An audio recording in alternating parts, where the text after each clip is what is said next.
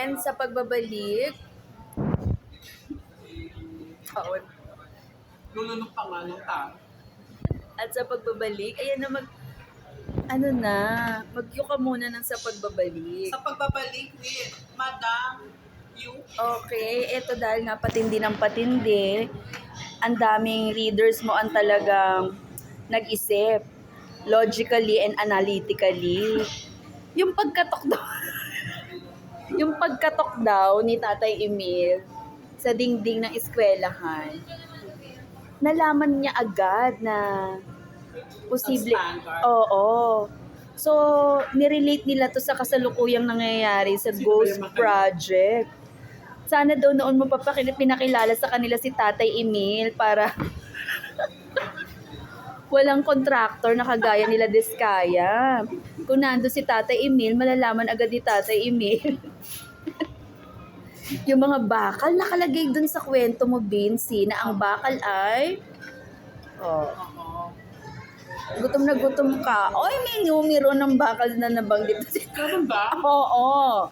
Dahil dapat daw ang bakal ang siyang nagiging pundasyon sa pagpapatibay. Oo. O, diba? Ano may ganun na? Oo. Hindi ko na naalala.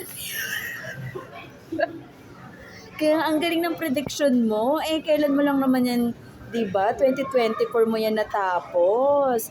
So, ilang taon mo ba yan ginawa bago isang maging libro? Actually, natapos ko siya ng 2019. Ah! Sinimulan ko siya ng 2017. So ganun katagal yung process. Kasi dalawa siya eh. Mahirap kasi na mag-hobby ng story. Totoo. Kasi sa, Lalo kung wala ka naman pinapukunan. Like, ang hugot mo dun, hindi yung naman research yan. Kasi talagang imagine Fiction, mo yung mangyayari. yes.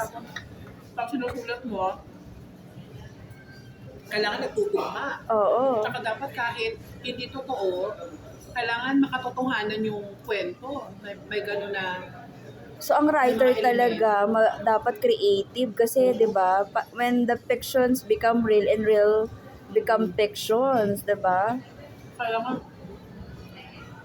maayos ang timpla. So tinitimpla pa 'yan na parang Kasi nung unang sinulat yan, red iced tea. Oh. Nung unang sinulat 'yan, ano ang nangyari? anong palpak? Okay. Kasi nung halimbawa sinulat ko na siya, nasulat ko yung una pa lang, parang tsaka. Okay. So kaya Parang may something na kulang. kung 1780, 1920, 21, 22, 23, 24, 7 years. Almost 7 years So, ang kasi kwento na yun. Kung 2017, nasabi na natapos ng 2019, meron siyang parang nagkaroon din ng gap kasi nagka-pandemic.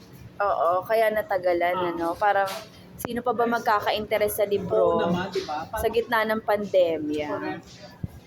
O, ikakat natin dahil kakain na ulit ako.